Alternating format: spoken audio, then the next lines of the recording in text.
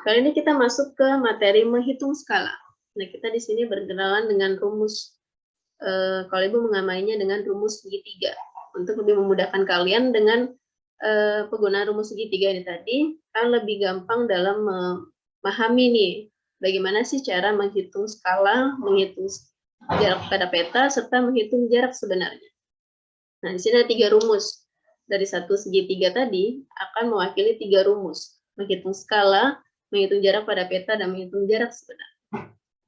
Nah, di sini kalian bisa melihat ada segitiga, ada sebuah segitiga yang sudah diberi simbol JP, S, dan JS. Di sini JP itu mewakili jarak pada peta, S mewakili skala, dan JS mewakili jarak sebenarnya. Nah, 3 kunci utama dalam menghitung skala pada peta.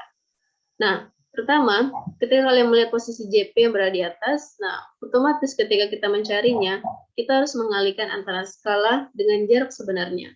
Nah, ini garis pembatas yang di tengah, ini artinya sebagai pengganti tangga kali.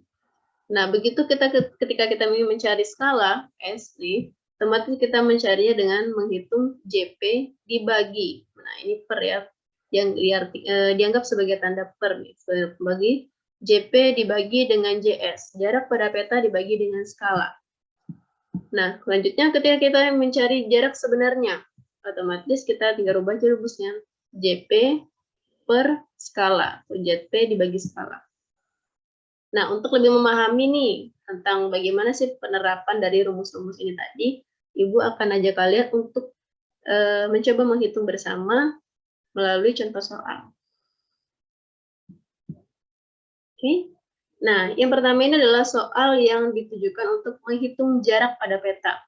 Masih ingat dong tadi rumusnya apa? Jarak pada peta, cara mencarinya adalah jarak sebenarnya dikali dengan skala. Nah, di sini diketahui bahwa peta, dalam sebuah peta, itu mereka menggunakan skala 1/200.000. Nah, kemudian kita tahu nih, kita dapat info bahwa ternyata jarak antara dua kota yang ingin digambarkan dalam peta itu adalah sejauh 6 km. Nah, di sini kalian memperhatikan ya, kalian harus memperhatikan bahwa di sini angkanya adalah 6 km, satuannya kilometer. Yang menjadi poin plus, yang menjadi poin penting dalam perhitungan ini adalah apapun satuannya ini yang tertera di soal, ini harus dijadikan dalam sentimeter. Nah, ketika kalian menemukan nih 6 km, kira-kira berapa sentimeter ya? Nah, kalau kita hitung dari tangga satuan itu, maka dia turun 5 tangga. Artinya, tambahin nolnya 5 biji. Nah, otomatis 6 km, kalau dijadikan sentimeter, ketemulah 600.000 cm. Nah, kita masukin ke rumus ya. Di sini diketahui jarak sebenarnya 600.000 cm. Kita kalikan dulu dengan skala. Skalanya 1/200.000. Nah, 600 dikali 1, hasilnya tetap 600. Kemudian kita bagi dengan 200.000. Nah, di sini kita tinggal coret. Kemudian 6 bagi 2, hasilnya adalah 3. Jangan lupa nih satuannya. Satuannya adalah sentimeter. Nah, otomatis diketahui bahwa jadi jarak di peta yang akan digambarkan tersebut adalah sebesar 3 cm. Cukup mudah ya. Kita lanjut ke soal kedua. Oke. Untuk soal kedua ini adalah soal yang ditujukan untuk menghitung skala. Nah, skala perbandingan jarak di peta dengan jarak sesungguhnya. Nah, di sini diketahui kita sebut aja kota C dan kota D. Nah, kota C dan D ini memiliki jarak pada peta yaitu sejauh 8 cm. Nah, sementara jarak sebenarnya nih antara kota C dan D pada keadaan sebenarnya adalah 160 km. Ayo, masih ingat kan? 160 km harus kita jadikan kesatuan? Ya, benar, cm ya. Nah, 160 km kita jadikan ke cm. Ketemulah 16 juta cm. Nah, di sini jarak pada peta adalah 8 cm. Artinya kita harus membandingkan nih antara 8 cm per 16 juta cm. Nah, ketika kita bandingkan, bertemulah, kita sederhanakan nih. Nah, ini dapatlah 1/2 juta. Nah, ini adalah skalanya. Jadi skala pada peta yang akan digambarkan tersebut adalah 1:2 juta. Wah, cukup menarik ya.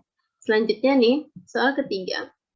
Ini adalah untuk menghitung jarak sebenarnya. Jadi ketika udah gambar peta, udah tahu jarak pada petanya berapa, udah tahu skalanya, di sini kita cari tahu nih, kira-kira jarak pada kadar sesungguhnya berapa ya? Nah, di sini diketahui bahwa sebuah peta nih punya skala 1:10 juta. Nah, jarak antara kota F dan G itu adalah 5 cm. Kira-kira berapa nih jarak sebenarnya dari dua kota ini? Nah, ini masih jadi misteri ya. Kita pecahin bersama yuk. Nah, jarak sebenarnya di sini untuk mencarinya adalah jarak pada peta dibagi dengan skala. Wah, ini agak cukup menarik ya. Karena jarak sebenarnya di sini adalah 5 cm dibagi dengan 1/100 juta. Nah, ada 10 juta ya, maaf. 10 juta. Di sini otomatis kita akan mengalami yang namanya pembagian bertingkat, pembagian pecahan bertingkat. Nah, kita tinggal rubah aja nih ke balik posisinya. Jadi 5 cm dikali dengan 10 juta dibagi dengan 1. Ketemulah hasilnya 50 juta cm. Nah, ingat tadi kita harus balikin nih. Ketika keadaannya itu tadi dari peta menuju sebenarnya, itu akan kita ubah nih ke satuan yang lebih tinggi lagi, yang lebih besar lagi. Nah, kalau di sini hasilnya cm, maka kita harus jadikan minimal meter. Kalau bisa, justru jadikan ke kilometer. Nah, ini kita coba jadikan satuannya dari cm ke kilometer dulu nih. Otomatis dia naik 5 tangga, ketemulah hasilnya 500 km. Jadi jarak sebenarnya pada soal ini adalah 500 km. Wah, ternyata tidak susah juga ya, cukup mudah dan cukup menarik nih dalam mengerjakan soal-soal hitungan ini tadi. Nah, sebagai tambahannya nih, kita akan mengenal sedikit tentang proyeksi peta. Nah, proyeksi peta ini sebenarnya adalah suatu metode untuk menggambar bentuk muka bumi dari bidang lengkung ke bidang datar. Nah, dari sesuatu yang sifatnya bidangnya melengkung, kita coba untuk gambarkan dalam sebuah bidang datar nih, sebuah kertas. Nah, di sini ada beberapa jenis proyeksi. Nah, pertama proyeksi zenital. Nah, proyeksi zenital ini bidang proyeksinya berupa bidang datar. Nah, ini bisa digunakan untuk menggambarkan daerah berupa wilayah di sekitar Khatulistiwa. Nah, biasanya nih memang mencakup wilayah-wilayah yang cukup luas nih kalau zenital ini tadi. Kemudian untuk proyeksi silinder ini jelas bentuknya itu seperti tabung, seperti silinder bidangnya. Nah, ini biasanya menggambarkan untuk wilayah lintang sedang hingga sekitar kutub. Nah, jadi bisa digambarkan dalam sebuah silinder tadi. Kemudian ada proyeksi kerucut atau transversal. Nah, ini bentuknya memang bedanya seperti kerucut. Jadi ketika kerucut itu dianggapnya ya kerucut itu ditaruh di sebuah bola bumi, nah itu maka bagian yang menyentuh dari kerucut itu itulah yang digambarkan dalam bidang datar atau diproyeksikan dalam bidang datar. Nah, proyeksi kerucut atau transversal ini biasanya ditujukan untuk menggambarkan wilayah lintang tengah dan lintang tinggi ini biasanya. Nah, jadi mendekati kutub. Tapi kalau kutubnya sendiri kan nggak nyentuh, maka tidak dihitung. Nah, oke, baiklah.